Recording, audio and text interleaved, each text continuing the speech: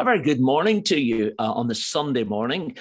Sorry that you missed the podcast last week. You must have been sleeping in. Oops.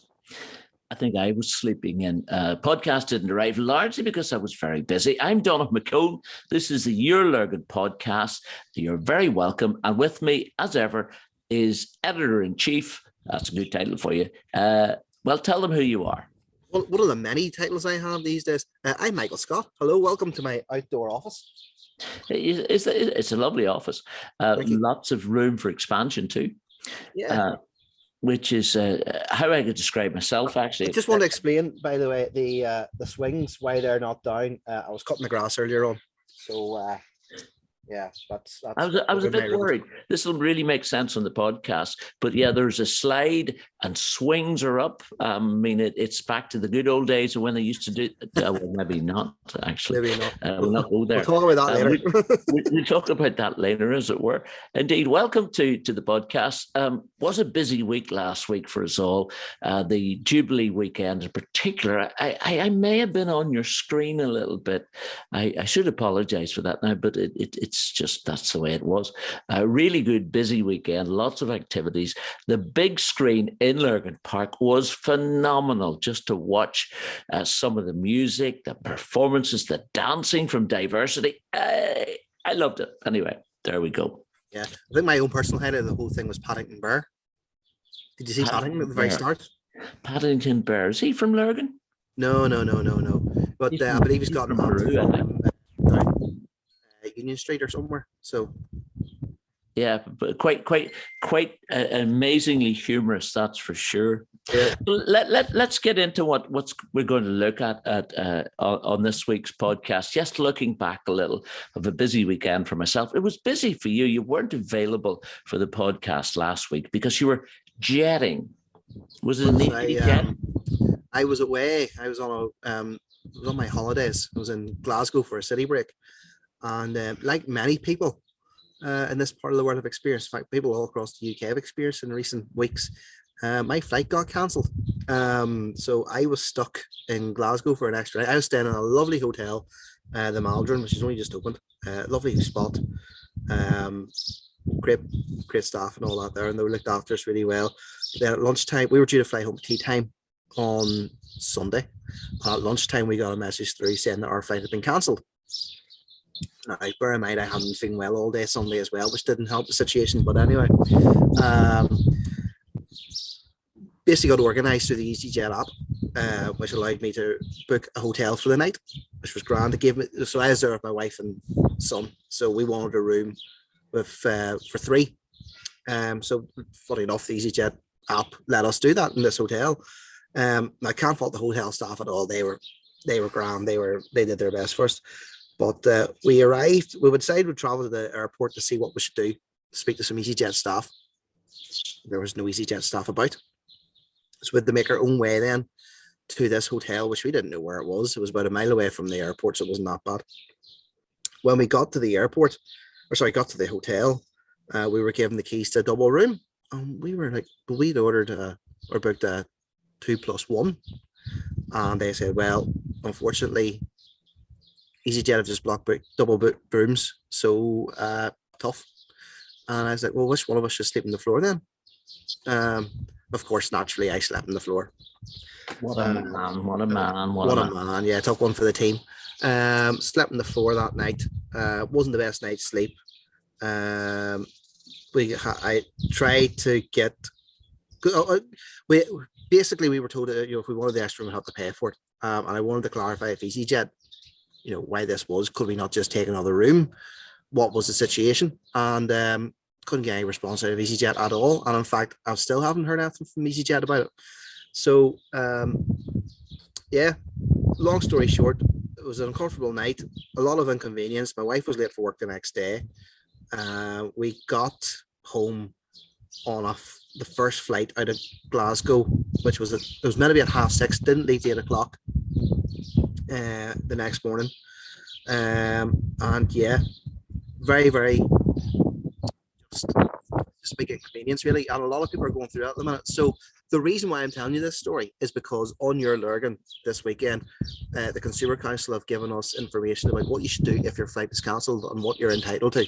So should this happen to you, because they're expecting this to happen more and more as the summer holidays come forward, particularly in those sort of July, August months, take a look at our website. It'll tell you what you should do if your flight is cancelled, and more importantly, what you're entitled to in terms of compensation if your flight should be cancelled. And weren't you a bit disappointed that they got a week or two late for you to kind of act on? But you don't mind now, this stage. You're turning into the grumpy young man here, really, when you think about it. I mean, a week or two ago, it was the rising prices. and on that there, by the way, we thought we had that problem solved, and then I went to fill up my petrol, my car the other day, $1.92 a litre. No. Wow, my goodness. The adverts are coming up for if you want your car valued in the blue book, as they used to call it, you have to tell us whether the tank is full or empty, because that really affects the value of it very much. Yeah. Double the price. But you're right to point out, we did talk to local travel agents last week. You may have seen that on our reports from Lurgan show, which went down very well. The whole show went down very well. We even got a share or two from the Homelands group, foodhomelands.com. You may have seen that during the week too, sharing the news of their stands and all the good work that's been done in the ABC Council area too. Really, really good. There was a beautiful spotty dog, we have to mention. The spotty dog was interesting. He was a Dalmatian, but it was the couple who owned it who were very interesting. I don't know if you saw the story. 11 years ago at the show is where they had their first date. I think it was a lovely story. But anyway, but with mentioning the travel agency, and they were saying there wasn't really too many problems at the moment, but they were suggesting, as you just pointed out, that there are problems to come down the line as the numbers increase, as the staffing levels kind of get threatened as well. So very important. I think the issue of, in our case, I think on that particular Sunday, 80 flights were cancelled across the UK, and it's down to the fact they call it operational issues, but basically it's because the staff have run out of hours that they can work, so therefore they can't fly, and then EasyJet have nobody else to fly, or whatever airline have nobody else to fly in that crew, and therefore it's deemed unsafe. So I can understand why they're not flying the planes, but at the same time they know these flights are going ahead. So something again, keep saying something needs done. So I'm going to get t-shirts printed with something needs done on them. Yeah. That would suit you well. And then somebody will come along and said, "Why don't you do it yourself?" Yeah. I'm not skilled in organising airline staff, but if I was, I'd get that sorted out very, very quickly. Yeah, good man. At least you're figuring out that you have to go to somebody to get things sorted out. You're getting there. We had always, and there's always a lot of interest in this. It's the prurient nature of society. So many people want to see what's going on in court. I know we've made the point before that it's a requirement of society to report what goes on there, but plenty of controversy during the week in some of the court cases.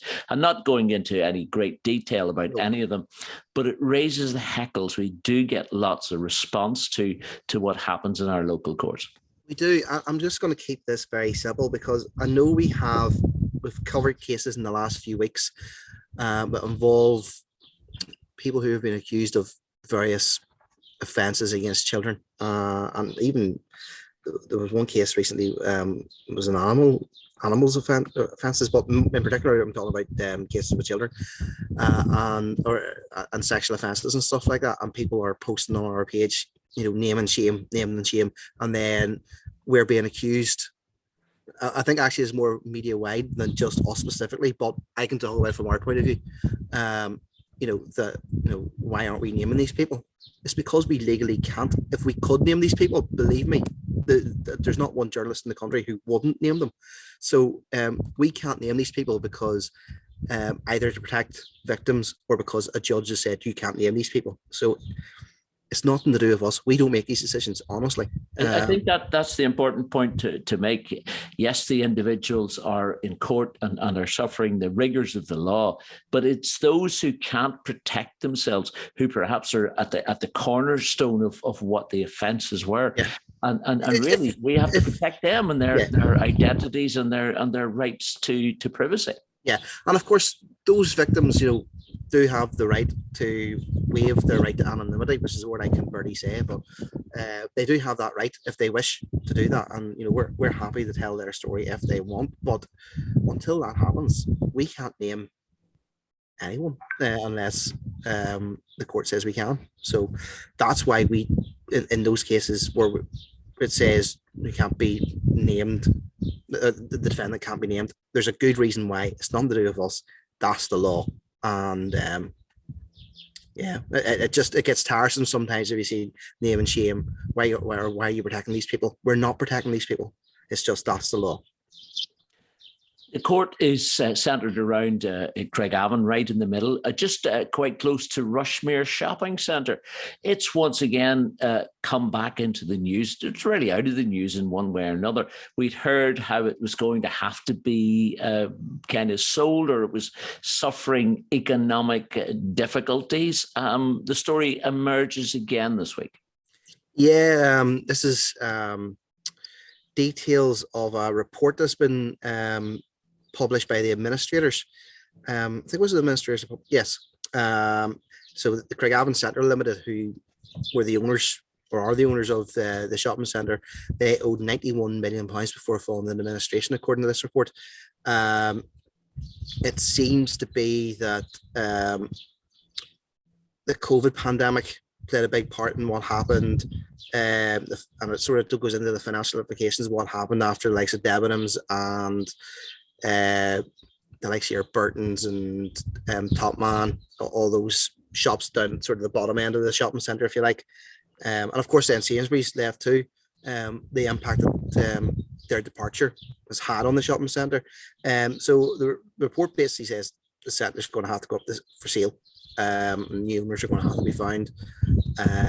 Who those might be, who knows?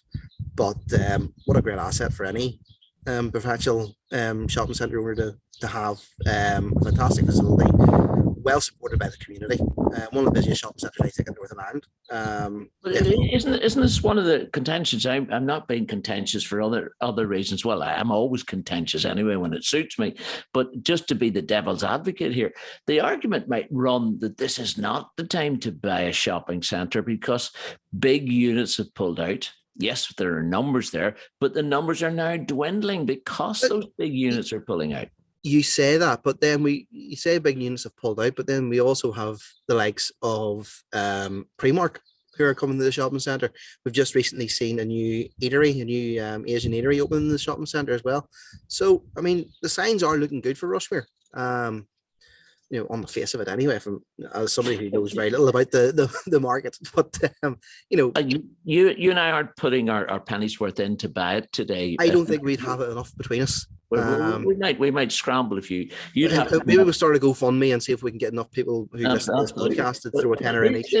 Is this? I mean, this is a wide angle kind of way of looking at it. Is this an opportunity for the town of Lurgan to rethink itself? The shopping centre under a bit of threat. Can we pull in some other businesses that it's not getting? Does that make any sense? It makes sense. It's one of those ones where the town centre at the minute doesn't really seem to have any direction. Would that be fair to say? There's no real leadership. At least it's not apparent. We should be fair to say that. Yeah. It's not apparent. I think there's steps being made and mooted and all sorts of things, but it seems to be hard to figure out how and why and when. So I think you'll find most of those retailers who you're talking about, they tend to be more interested in out of town shopping centres because the rent generally is cheaper. So it could be hard to attract, but certainly, there's definitely scope for rethinking how Lurgan as a town centre operates. I think we've had this discussion before, about how Armagh and what they're doing in terms of Well, I can't remember what the name of it is. It the Townscape Heritage Scheme they're doing and sort of reinvigorating Yes. business, which is actually happening in Lurgan as well. It happens in Lurgan as well. I mean, we did say that we're going to debate this. Had proposed it in the middle of June, but I'm putting it back for a couple of weeks for a very good reason, and we'll come to that maybe not today to tell you why. We're kind of making investigations elsewhere and see what connectivity there might be with other organisations, and it might take a little bit longer to get that going. Just for discussion point of view, you and I can't make the decisions, but we could be in the process of trying to tease out what the processes might require and who we can get involved. So I think we have if not a responsibility, well, at least I'm saying we have a certain responsibility to try and move the story on, as it were. Indeed, and we will. So other things to look at, that's the court cases this week. As you may have noticed, I was out and about. In a few hours' time, I'll be in the town of Clonus in County Monaghan, hopefully talking to Eugene Craney about the upcoming Armagh fixture with Donagh. It's going to be a big match. Second round of the All-Ireland series, the back doors they used to call it, and we're looking forward to that. We had a lovely night at Air Oaks on Thursday night, and thank you to those clubs. They're now in the Carrigart area, and it was really good. Eugene made a prediction. I think he said we are going to make it this time. But, I'd rather he doesn't make a prediction, because the last time he told us that Tyrone were going to win and he got it wrong. So I hope he's wrong this time. Well, I hope he's right this time. I think he said... That's why we pay him the big bucks to make those predictions. Absolutely. I'll tell you what, we'll have a quick look back at that prediction night, as it were, and then we'll come back the other side of that. So there you go. That's what Eugene had to say. And hopefully, yourself allowing, we might be able to talk to Eugene live from Clonus, if that's okay. Absolutely, why not? Good man. And as long as you're paying the postage for me to get my luggage backwards and forwards. I thought we were going to pay the postage for you to get up and down the road. Well, indeed, we were thinking of flying in by EasyJet. I wouldn't bother. I don't think we will. Another big story, we'll move back to Lurgan Park. We mentioned about being in Lurgan Park, obviously, for the show last week. It's come up very much in the news and through council news this particular week, on the first week of our new Lord Mayor. Yeah, that's right. The council appointed a new Lord Mayor this week, Paul Greenfield, who's originally from Warrenstown. That was at the council AGM. The DUP are holding both posts this year. Just the way the hunt works, the number of councillors they have, so it's their turn to actually hold both posts this year. But one of the things that came up, I think was on Tuesday, actually at the Environmental Services Committee, was a proposal for seven evening praise services to be held in Lurgan Park. I think they're being organised by Lurgan Baptist Church. So the services are going to see a bit of singing, Bible reading, and a short Bible message taking place around the fountain in Lurgan Park from about 4:30 to 5:30 each Sunday evening for the course of the summer during July and August. Estimated that around 100 members of Lurgan Baptist Church are going to take part in this, and the service will also be open to the general public because it's Lurgan Park, of course it is. Now, the reason this was brought to the council is because of the council bylaws, and they state that no person, I'm reading this here, no person shall preach, lecture, or take part in any public meeting for political, religious, or any other purpose except with the prior consent of the council. So therefore, that's why it had to come to the council. So it was proposed by the DUP, I believe, that this should go ahead. It was proposed by Alderman Stephen Boutray, who many of our listeners will know, and of course, Councillor Mark Baxter as well. Alderman Mark Baxter, actually. So it was seconded by them, but Sinn Féin weren't happy about it. Councillor Keith Hawkian said that their party weren't happy because obviously they have to use by all sections of the community. People go to the park as somewhere they can escape the type of pressures of daily life, and they felt that didn't feel that any church group should be getting to use the park on a consistent basis like this. I'm pointing out the council bylaws exist for a reason. So there's a bit of a debate about that there. UUP, they gave their back into it, as did the SDLP and the Alliance Party. So in the end, the motion was passed. So that will go ahead in July. So does this open up the opportunity or the lack of opportunity for other religious organizations or even non-religious organizations to pitch their tent, if you like, or to pitch to have their services or their experience, or an individual, like, you know, speakers' corners they have in Hyde Park, where you can stand up and shout and preach and all you like, whatever you want to be saying about what is it they call the Church of the Spaghetti Westerns, those sorts of movement. Is it opening up that sort of situation? Well, you have to say that it does sort of set a precedent, doesn't it? You know, I suppose it'll have to, any, you know, suggestion or any proposal would have to go before the council first of all before any decision is made. But you sort of say, well, you've potentially opened the what am I trying to say? Pandora's box of this decision. So potentially, yes, that could happen. I suppose it actually sort of could actually bring a bit of debate to Lurgan Park, could bring a bit of life to it in a way. I don't know if, you know, it could be interesting to see what comes out of this in the future. Should there be any for other organisations? You know, there are a number of big churches in Lurgan who might want to turn around and say, well, we want to do that. So would they be able to do that? But Lurgan Baptist does it become, and I want to use a different word than sectarian, but to say the same thing, does it mean that there's going to be religious kind of decisions made by councillors on the basis of what the religion of the idea is, or the practical ideas of what the people involved are? It sounds like it's opening up I don't want to use the word maelstrom, but it's almost like that. Every week we're going to have somebody different proposing a different church. Oh, we do like that church, we don't like that church. We're into division again. Yeah, I don't know. I mean, I suppose the thing is that this motion was backed by the SDLP. So I don't know if you could necessarily say that. It's hard to know, really, isn't it? I suppose each case would judge on its merit.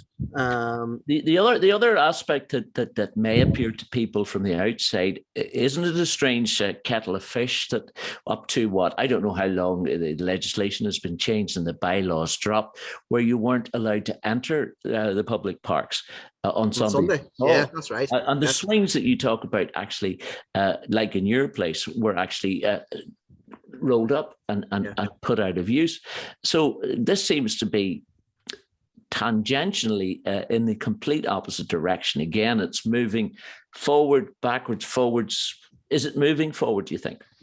Well, I think certainly as a society we've moved forward anyway. I think that's see from the examples you've given there. I know there's people out there who still believe, rightly or wrongly, it's up to them, that, you know, they shouldn't, or the parks should be still locked up, and that the likes of shopping centre shouldn't be open on a Sunday between 1 and 6.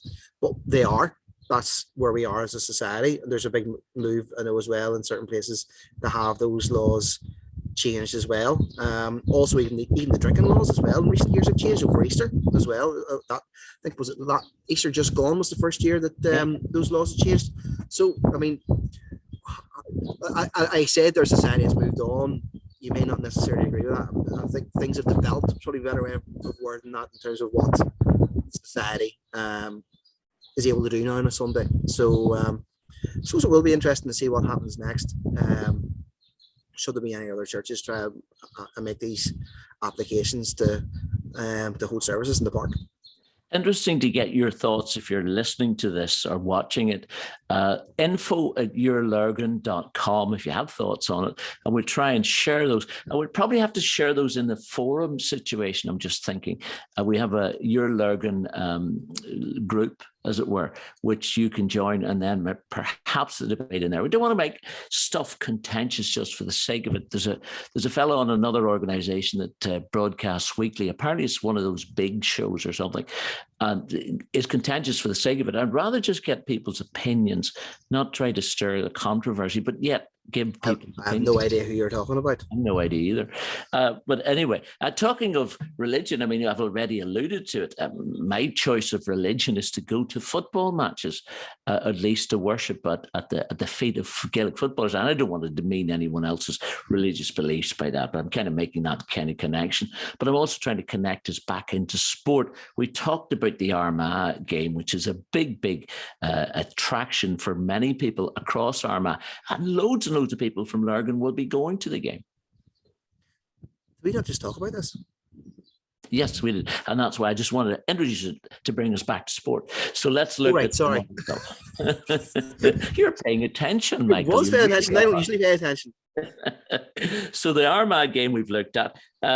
Glenavon had a signing last week. Did I see that the manager last week, I think you said out of your very breath, or at least I saw in the paper saying, there's nobody that's out of contract that we're interested in. And all of a sudden somebody's signed up for a new contract. Well,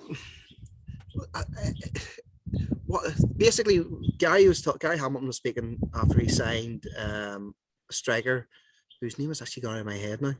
Anyway, it'll come back to me. Hopefully not be out of my head by the end of the season.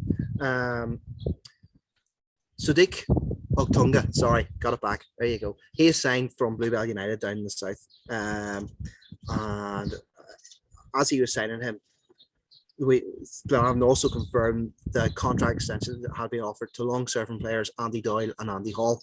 Now, they've been there for quite a while. Some supporters questioning why in particular one of those players has got a new contract. But Gary's making the point that basically because big clubs like Glentoran, Linfield, even Larne now with the money they have, the full-time clubs, it's very hard to attract players now to come to part-time clubs because they want more money. Players are looking £300, £400 a week. Glenavon just can't afford that, and that's the bottom line. I've heard rumours, shall we say, of one player who was spoken to by an Irish League club who wanted £300 a week and was told to basically get on his bike. Was it Gareth Bale? Unfortunately not, no. But it's just basically Gary saying, the quality we want to sign, we can't sign because the players are looking too much. And the player, so that's what he's trying to say about the fact that when the players who are out of contract are looking too much, and the players who are of a better quality are still looking too much. So it's just not possible. So he's widened his net. He's looking in the south to the likes of the Leinster League, which I suppose a lot of people would think, well, that's not like the Ulster League, but it's actually a very good standard. Glenavon have signed a few players out of that league in the past and have done very well out of it. I mean, thinking even of goalkeeper Craig Hyland, I'm thinking of Calvin Douglas, who played for us a couple of seasons ago. Even Greg Moorhouse in the first season, he was quite good. Guy Bates as well, players like that there who have done very well for Glenavon. So they've got a bit of a track record. I mean, there's been a few players as well who've come up and they haven't done just as well. But, it's worth a try. It's a difficult... He also made the point that he's not just Glenavon who are making these complaints. He is talking to Oran Kearney. He said at Korean, who's finding the same problem. It says that all the Korean have really signed one player this season, as far as I'm aware, and that's Jack O'Mahony, who left Glenavon. So, and he's from around that part of the world. So it makes sense for Jack to make that move. So yeah, it's a difficult transfer window for managers in the Irish League this year, unless you've got a lot of money. Is basically the bottom line. So let's go to the bigger picture, as it were. Northern Ireland playing in the Nations League. What is it? 25 games and they haven't won scratch. No, I think you said Northern Ireland have been playing the Nations League. I would say Northern Ireland have had fixtures in the Nations League. Because they haven't been playing. They've been rubbish, to be quite honest. And this led to the calls from supporters for the manager, Ian Barclough, to go. I think they were booed off in their match last night. Sorry, on Thursday night against Kosovo. And fans were singing "Cheerio" at him, which isn't nice, I suppose, in football, but that's That's how fans voice their anger, and I that's mean, it's in our living memories because it's within the last year. How long is it since we were in the 2016? We were 2016. It was it was actually 2016. It was actually this week that we left to go to the Euros. I remember it well. I was over, and you know how we have fallen since then. We couldn't even score against Cyprus. How bad have we come? And I think a lot of the blame is being pointed at the manager. Like, fair enough, he has brought young players through, but I'm going to have to go inside because it's starting to rain. But yeah, a lot of calls for him to go and questions over who should replace him. One name who has been suggested is Neil Lennon. Wow, there'd be an interesting one. A local man, of course, from Lurgan, and contentious though too, surely. It would be, because obviously there's history there with how he retired and the story of the death threat that he received at the time. But look, Neil has done analysis Northern Ireland games for various TV companies. I think he actually did it for the BBC during the Euros in 2016, and famously kept referring to Northern Ireland as we. He was the captain at the time. Let's not forget that. So the other thing about it is he worked in Cyprus, and he knows how to beat the Cypriots perhaps for the next time around. This is it. Well, I think the other thing as well you take from that, he's gone into a league that he knows absolutely nothing about, and he's won a cup in his first season for 6 months. So, I mean, let's see, could he really do any worse? Let's be honest. Well, here's your fingers crossed from Lurgan's point of view. It'll make good news for us, and it'll be a good. It'll be interesting to see what other names are suggested for the post, but I would firmly believe that Neil Lennon's name will be mentioned in running for that job. Should the manager get the sack? Listen, we don't want to get the sack from you for making you sit out in the rain. Yes, it's just about the rain. I'm going to get the sack from my wife because look, my washing's out here, so I'm going to go and bring it in. Give our regards to all concerned, and well, another week will come along. Yes. info@yourlurgan.com if you want to get in touch. I'm Donagh McKeown. And I'm getting wet. Bye. Michael Scott. You've just been listening to the Your Lurgan podcast. Thank you for listening.